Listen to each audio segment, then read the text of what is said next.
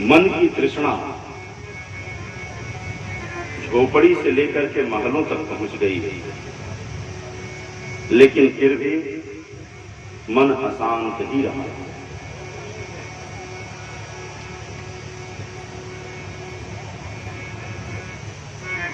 परमात्मा ने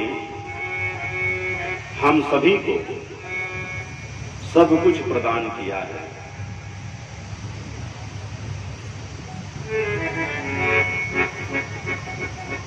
हमारी जो आवश्यकताएं हैं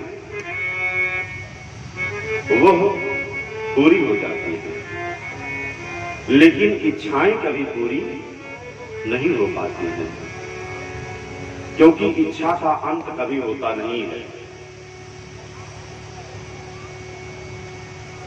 और इच्छा की पूर्ति के लिए ही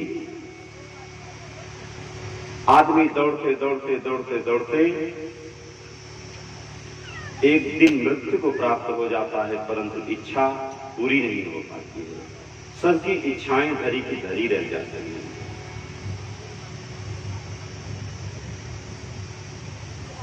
हमको आवश्यकता है एक गिलास पानी की, कि एक गिलास पानी मिल जाए तो हमारी प्यास मिट जाए। हमारी आवश्यकता है एक गिलास जल की, तो एक गिलास पानी हम नल से भी निकाल करके भी पी सकते हैं, कुएं से भी निकाल करके पी सकते हैं। लेकिन इच्छा क्या है कि वो पानी नल वाला नहीं होना चाहिए, वो पानी एक्वाफिना का होना चाहिए, वो पानी बिस्लरी का होना चाहिए। पानी वही है। अब आवश्यकता थी पानी की, तो एक गिलास पानी आप निःशुल्क कहीं से प्राप्त कर सकते थे, लेकिन अब भैया एक्वाफिना और बिस्लरी का बोतल लेने के लिए 20 रुपया देना पड़ेगा तब मिलेगा, और 20 रुपया देने के लिए 20 रुपया कमाना पड़ेगा।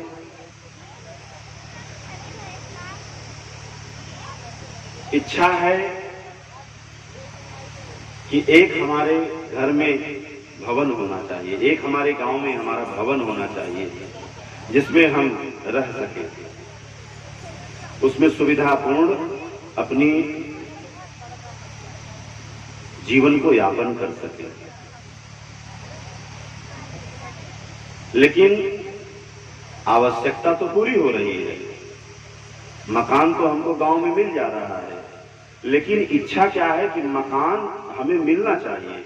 आपके पास खेत है, आपके पास तमाम जमीन जायदाद है, आप कहीं चाहे तो मकान बनवा सकते हैं, लेकिन नहीं, इच्छा बन गई कि वो मकान राजधानी में होना चाहिए, दिल्ली में होना चाहिए। मकान वैसा ही रहेगा, लेकिन जब आप राजधानी में बनाने का प्रयास करेंगे तो बहुत पैसा लगेगा। पहले तो जमीन ही बहुत महंगी मिलेगी। आवश्यकता है कि 2 वक्त की रोटी मिल जाए, दाल चावल रोटी सब्जी मिल जाए अपने घर में, माँ बहन बेटी पत्नी का बनाया, और उसको खा करके हम अपनी भूख को शांत कर लें। तो दाल चावल रोटी सब्जी तो आपके घर में बन करके तैयार हो जाएगा, आप उसको खा भी लेंगे, लेकिन नहीं, वो मन नहीं खा रहा है, इच्छा दूसरी बन गई।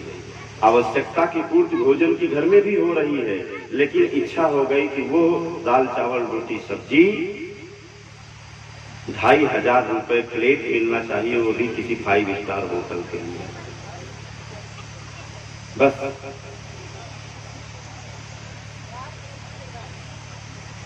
हम इसी इच्छा की पूर्ति के लिए पागल होते चले जाते हैं और कुछ नहीं कर पाते।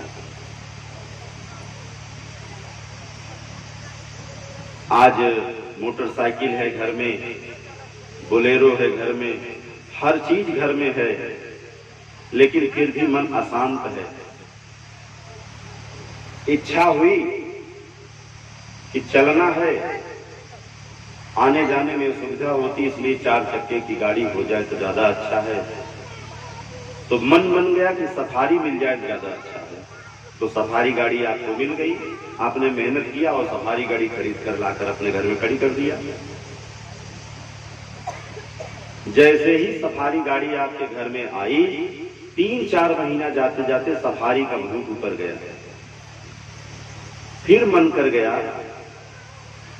कि नहीं, सफारी तो ठीक है, लेकिन थोड़ा सा कोई एक और अच्छी गाड़ी हमारे घर में होनी चाहिए, जिससे लोग आए तो देखें कि हाँ आपके घर में गाड़ी है। तो सफारी से महंगी गाड़ी आपने खरीद लिया। फिर वो इच्छा पूरी हुई तो फिर कुछ दिनों के बाद मन बदल गया, फॉर्च्यूनर लेने का प्लान बन गया। यानी कामनाएं बढ़ती चली जा रही हैं।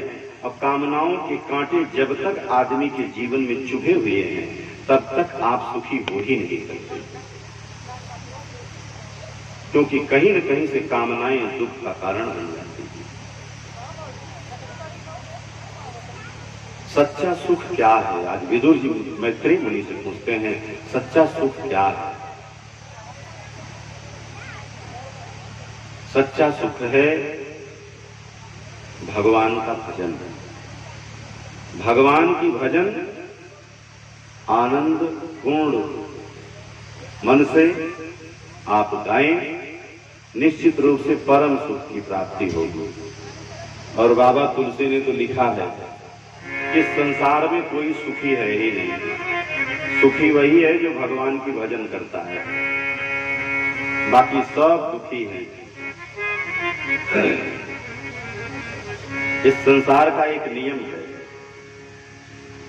हर आदमी, दो चीजें हैं, हर आदमी अपने को दुखी और सामने वाले को सुखी समझता है।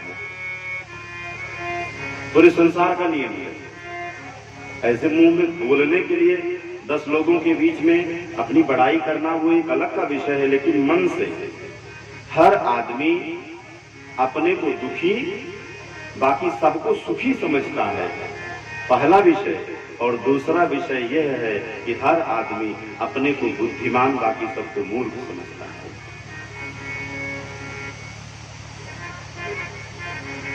तृष्णा का अंत नहीं हो रहा है।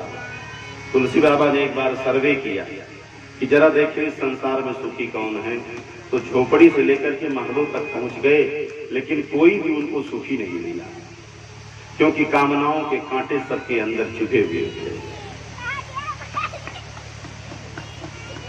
दीन कहे धनवान सुखी, और धनवान कहे सुख राजा तुम्हारी, और राजा कहे महाराजा सुखी, महाराजा कहे सुख इंद्र को भारी, और इंद्र कहे चतुरानन को सुख, और ब्रह्मा कहे सुख विष्णु को भारी, और तुलसीदास विचारी कहे हरि भजन बिना हर जीव दुखारी, हरि भजन बिना हर जीव दुखारी।